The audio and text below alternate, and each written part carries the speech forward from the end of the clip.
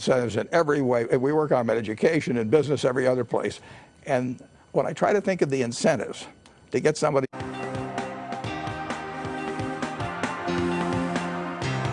Well, I just mean that in terms of a woman's right to choose, and in terms of not having the rich get by with lower taxes than the people in their office, and there are a bunch of things that I agree with. There's limits to how much you can do and that. But what about distribution of wealth? I think that in the last 25 years, the Forbes 400, which is different than the IRS 400, Forbes 400 have gone from a couple $100 billion of wealth to $1 trillion or something like that. I mean, you've had the income of the top Americans quintuple top 400 in the last 20 years. This is becoming a nation of haves and have-nots and super haves. Listen, anybody makes $250,000. I don't consider them rich, particularly if they live in New York or LA or someplace like that. So that's why you put the level at $1 million first, and then $10 million second. Yeah, listen, you want everybody to be able to get ahead in this country, and you want them to be able to enjoy the fruits of what they do. You like being rich? Yeah. I've been poor, I've been rich, and rich is better. But the idea is that... It should be a land of opportunity, and people that get rich, nobody's going to confiscate everything or anything of the sort. But the distribution in this country, market system has led to extremes. A guy that's wired like me, I don't have any special status in this world. I'm a great nurse, a great teacher, maybe much more valuable to society than I am. I'm wired so that I can figure out what things are worth. Allocate capital. Yeah, so I get super rich, and somebody whose adenoids are in a certain arrangement gets rich. But television makes a lot of people rich. I mean, Lou Gehrig held out for $25,000 in the late 30s. They benched him. They didn't bench him because he had break in the street, but he had a long struggle. Television has made the 230 hitter or the 240 hitter, better than Ted Williams at 406. So there's a lot of serendipity. Everybody in this country owes their good fortune in some way to the rest of the country. This is your 2010 tax return. That's my 2010 tax return. What will I see there? Well, you'll see a lot of income. You'll see adjusted gross income of about $62 million. Right. But then you're only entitled to deduct 30% of your contribution. I gave away a lot. So I've got a charitable carry forward of about $10 billion. I don't think I'm going to use it up.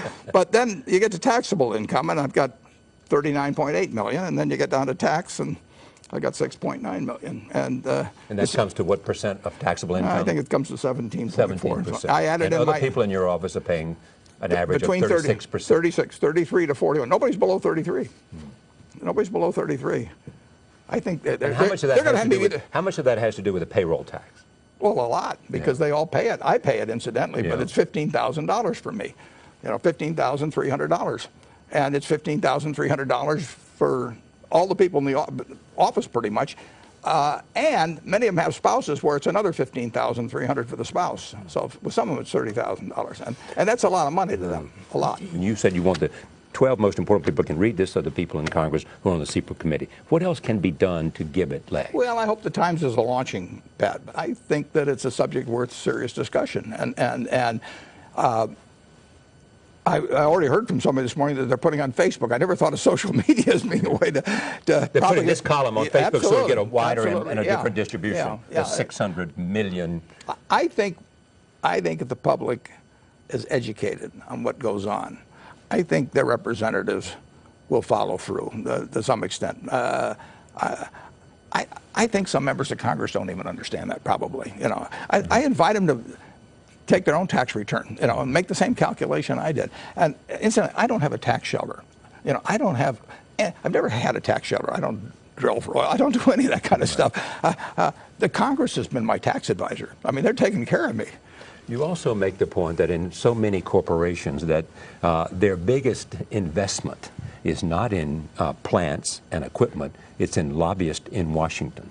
So therefore they get deductions so that their effective tax rate is also much less whatever the maximum corporate tax rate is. Yeah, well, that's true, and they're entitled, incidentally, to try and, I mean, there is a big rule book up there, and if the rule book's got flaws in it, the thing to do is to change the rule book, not count on everybody being on the honor system. I mean, the rule book is what counts, and I'm probably creating a lot of a business for the lobbyists now, because they'll be very busy defending the present situation. But I think it's the rule book that has to be looked at.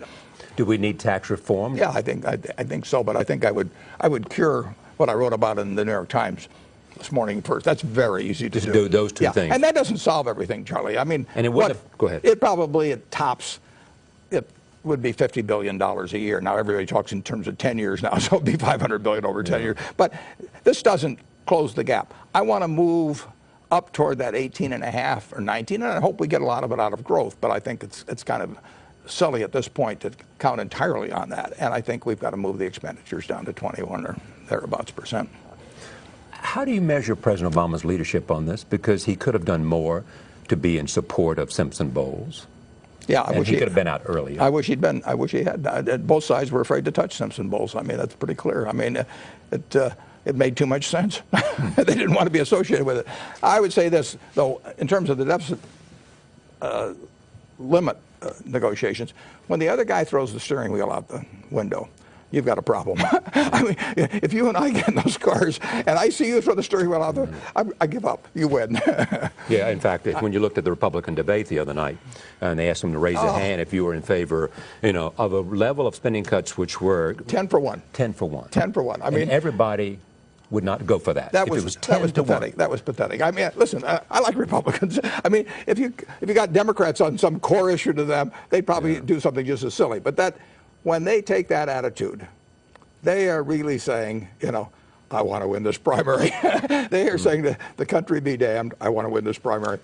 And it means that a certain element of a philosophy on taxation has taken control of the public debate within that party. It has, particularly in terms of the primary, because the primaries push people to extremes. That's one of the problems we have in this country. But they can't believe in their hearts, all 10 of them, that a 10 for 1 ratio would, in some way, irreparably harm the country. But you said you're prepared to make, as I raised earlier in this conversation, specific spending cuts and entitlements, changing Social Security, trying to reduce the cost of health care, which is essential. Charlie, on my tax return here, you had George Will on a few days ago, right. And George said he couldn't understand why he was getting Social Security.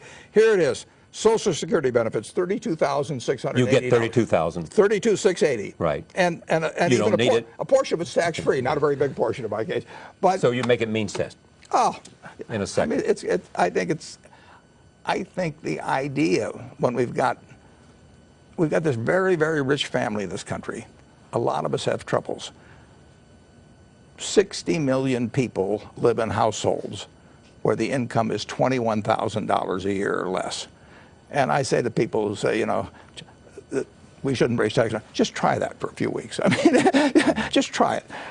So I think that when we're going to have to do things that are even a little bit tough on them, maybe, I think you've got to come after some of us. And it certainly shouldn't be giving me Social Security.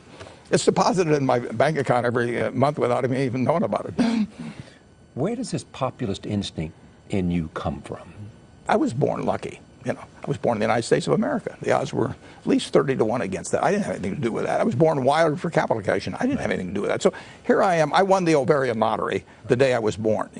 A lot of people don't. They go off to Afghanistan and fight for us to preserve things for me. I mean, when some of my friends complain about their taxes, I feel like saying, let's continue this conversation on the shores of Normandy. Let's just go over there and we'll just talk about this, how terrible your situation is. And I really think this country works wonderfully on a market system. We don't want to give it up. We have to control that market system in many ways, but it works. It works with the kind of incentives we have. It works with equality of opportunity. It's not perfect, but we've tried it. We've tried for it over the time. But the lucky ones still prosper incredibly disproportionately, under this. I'm not for having some kind of a czar and Washington decides what's proper for everybody, but I do think something that thinks about the 60 million people that are living at $21,000 a year or less in their household. I think a rich, rich, rich society should think about them a little bit every day. That's the America you believe in. Yeah, it is. I think it's the America most people believe in. Are you okay by Dodd-Frank, that in fact that was the appropriate reform to do? I haven't read it, Charlie. I think that there's two things that are needed to keep the financial system from going crazy. You know, one is keeping some limits on leverage, and we didn't do a very good job of that last time. And incidentally, well, Dodd-Frank's devoted to that a little bit, isn't it? Yeah, but Congress, you know, I mean, they encouraged huge leverage in Fannie and Freddie. I mean, that's where the money was. The second thing is having the proper incentives for people at the top of important financial institutions. You know, we saw institution after institution go to the government and say, we're too important to this society that you can't let us fail. So pour in the money, do whatever is necessary, and meanwhile, I'm going to go off and be rich. You know, the guy just screwed it up. I think you've got to have downside. I mean, really drastic downside for the people that run financial institutions, big ones that get into trouble. And we need those incentives, and I don't think they've attacked that yet. That can be done through the board of directors. But too big to fail continues to exist. Too big to fail will always exist. There will always be institutions that are too big to fail. Should they be they're deciding over in Europe that Greece is too big to fail. Okay, but should they be broken up? I know that. Yeah. Should those institutions be broken up? No. As one form of Federal Reserve? Yeah. We decided the whole banking system's too big to fail when we put in the FDIC in effect. Right. I mean, we can't exist without them. But we have to do something to change the behavior of people that are at the top of those institutions, so they have huge downside. They didn't have downside. You know, people. I'm not going to name names, but those people did not have downside. They had downside to their reputation, but they walked away with tens of millions, hundreds of millions of dollars. So you can't have that kind of a situation exist and expect great behavior. And then you have to have some restrictions on leverage. But has that changed? The incentives have not changed very much. They say they've changed by paying them more in stock and all that, but that isn't draconian enough for me. All right. I want to come back to Omaha. Great. Yeah, I know. But, and look at just what the lessons of Berkshire Hathaway are for you. I mean, most of your businesses are growing. Yeah. Railroad's growing. Everything's growing. Everything's growing. Pretty much. Mm-hmm. You are finding that you need to hire new people? Sure. We're investing a record $7 billion this year in capital investment, almost all of which is in the United States. That's at least $1 billion more than we've ever invested in the past. There's plenty of things to do here. You have often said that, I mean, in a time like this, in which there are difficult times, that's the best time for you because you can have more opportunities to buy things that you think are of quality at better prices. There's no question about it. I like buying on sale. Last Monday, we spent more money in the stock market buying than any day this year. You know, but it was buying stock. Buying stocks, not business. But buying business is very infrequent. I mean, there's a lot of happenstance in that, but you got to be ready to do it. There's much discussion in the paper about buying another acquisition of Transatlantic, I think it is. Yeah, an insurance company. We made an offer about a week ago. That offer's expired now. So that's we don't leave things out. And you don't like bidding wars either. No. All right. But if you look at Berkshire today, it's different in the sense that more of it is owning businesses 100% than it is owning stock. And we've been going that direction for 20 years, but people are seeing more and more evidence of it. But we employ 260,000 people or more, and we have added to employment this year. And with the exception of homes and construction. Yeah, we're getting and carpet and all those businesses. Yeah, everything associated with it. Second largest real estate agent and all that. Yeah. Yeah, and that's the one thing. So Berkshire, in a sense, offers an opportunity to look at where the U.S. economic growth is. I can tell you how many people had dilly bars yesterday. Everything from dilly bars to corporate aircraft. Robert Zoellick, the president of the World Bank, said, "This is a very, very internationally is a difficult time, and because what's happening in the United States and in Europe could very well be a warning sign."